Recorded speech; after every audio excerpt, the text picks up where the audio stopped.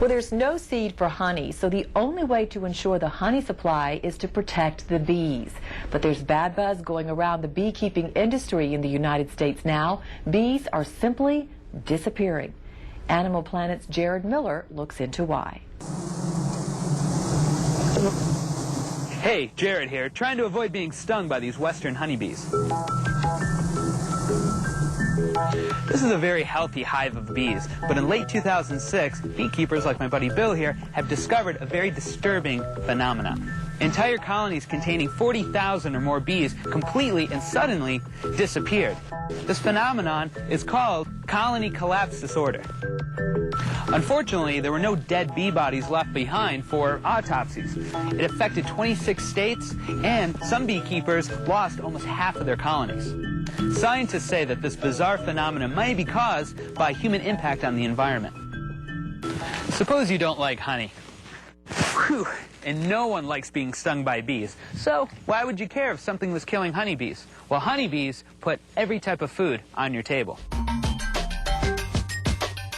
American agriculture depends on honeybees to pollinate crops like apples, oranges, carrots, melons, celery, and even almonds. Some estimates say that 1/3 of every bite of food that we eat is made possible by honeybees. Honeybees are so critical to feeding all of us. That's why colony collapse disorder is so worrying. So what's causing this? So far, there are a lot of theories, many of which point to human impact on the environment. Let's look at some of these theories that experts are talking about. Basically, the Earth is getting warmer, and that's a big problem for bees.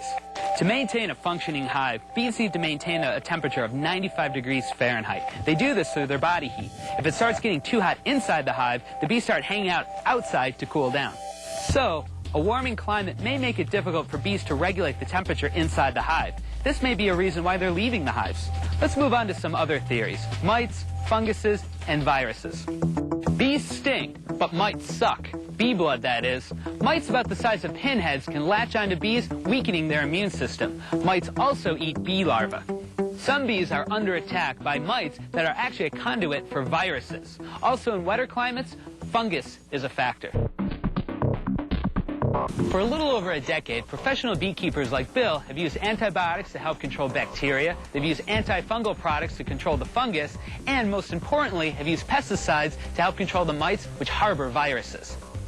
To continuously protect their bees, some beekeepers have to switch around pesticides because mites are building up resistance to certain chemical agents. Some of these new chemical agents, unfortunately, may be contributing to colony collapse disorder.